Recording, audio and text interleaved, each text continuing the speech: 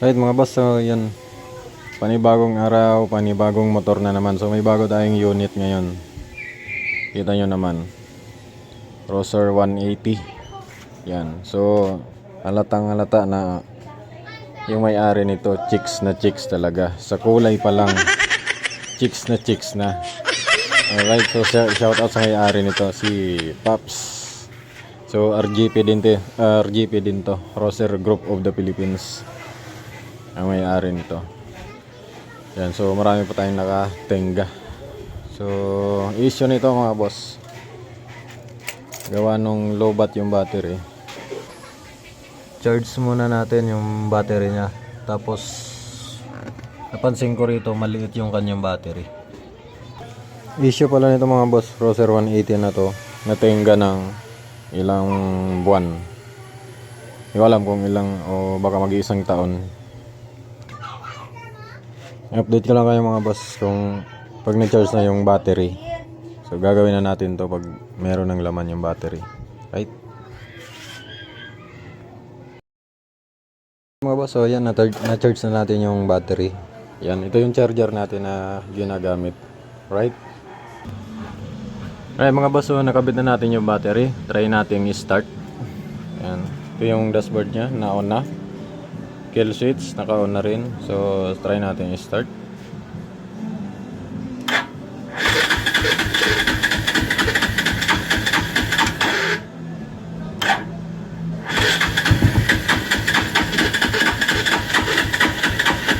So, wala mga boss. So, ang sunod natin gagawin, babaklasin natin yung carburetor. Kasi na-check ko na rin to mga boss yung kuryente. Meron siyang kuryente kabilaan. Kanina na-check ko na to. Tapos ang sunod natin, meron naman siyang gas. Yan, yung hose. May gas naman siya. Pero babaklasin na natin yung carburetor. Tuluyan na natin to kasi matagal nga natenga to. So sigurado, ang dami na nitong corrosion, right?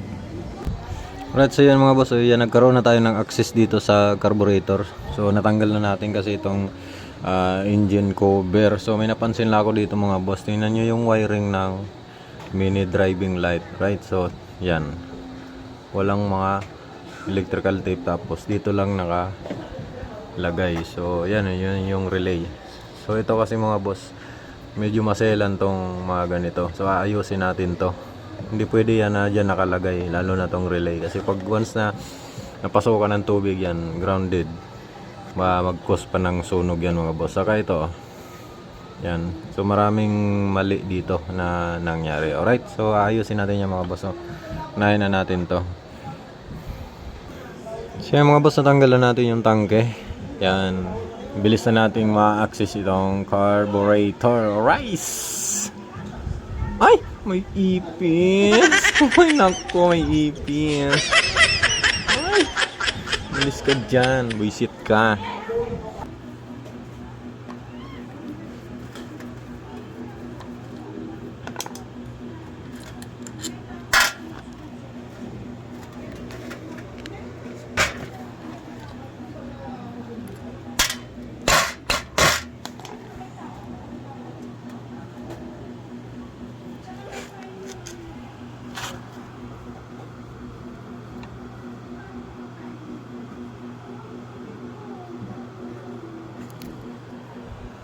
Yan, sobrang dumi. Tapos may napansin ba kayo sa gasolina? Ang napansin nyo,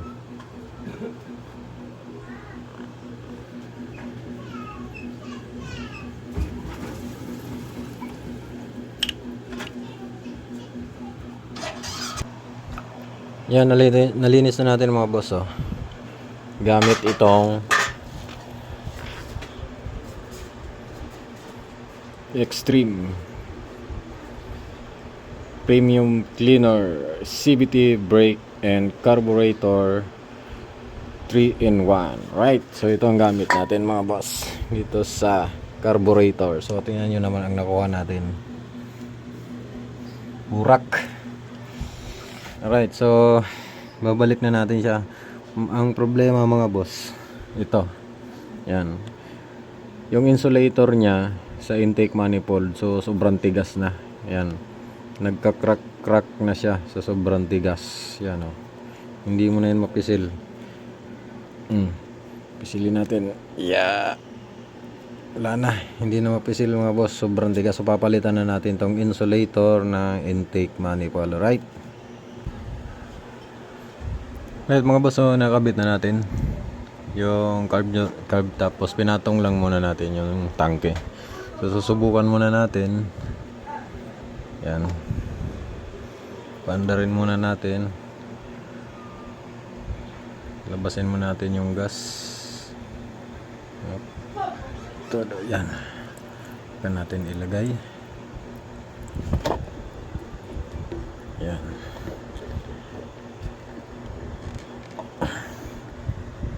yan, nakabit na natin mga boss. Yan, dami natapon. So, testing muna natin kung andar na siya.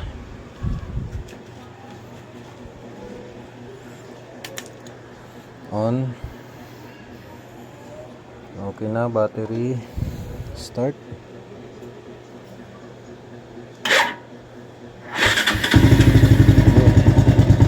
Andar.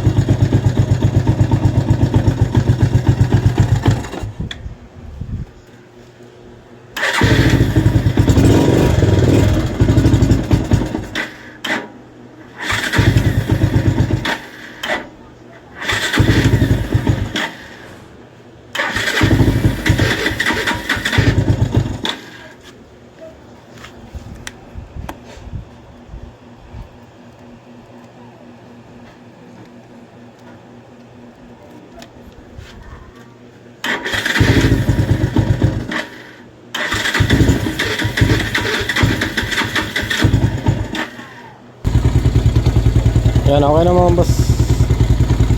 Yan, nagawa na natin, napaandar natin. So may minor, konting rev. Yan, napaka-smooth. Ang problema ngayon mga boss, ito, tatakpan ko tong tambotso, ha. Yan, tatakpan ko yung tambotso. Anong napapansin nyo? Sobrang ingay, diba? Yan, napaka-ingay ng makina. Pero sabi ng may-ari nito, bago daw ang block nito, bagong papalit daw ng block. Yan, oh. Yan, bago nga, may mga ano pa nga, oh.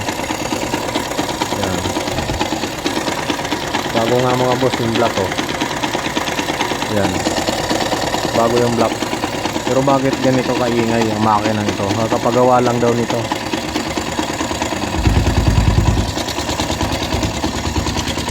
I-rev ko konti mga boss, kasi medyo gabi na.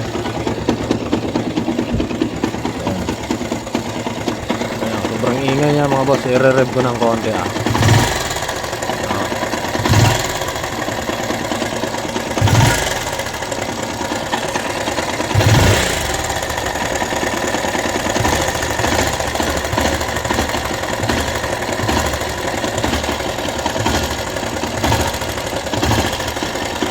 Narinig nyo mga boss, Roser 180 yan mga boss. Sobrang ingay. Yan, at least napaandar na natin yung matagal na natenga na Roser 180. Yan, may nagsusuntukan sa loob mga boss. Oh, lato-lato. Alright mga boss, so siguro hanggang dito na lang muna yung video natin. Gawa nung gabi na, may pasok pa tayo bukas.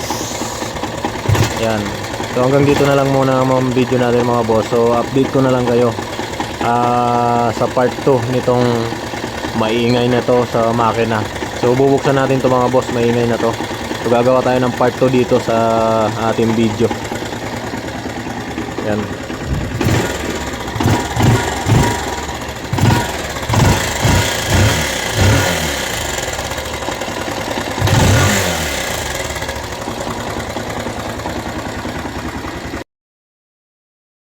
Pops, napaandar ko na yung motor mo. Ayan.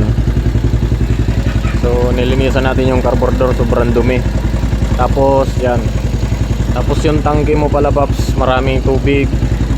So nag-dextrose lang ako. Maraming tubig yung tangke, tapos yung carburetor nalinis ko na. Yan. Ito Paps, pakinggan mo yung ingay ng makina mo.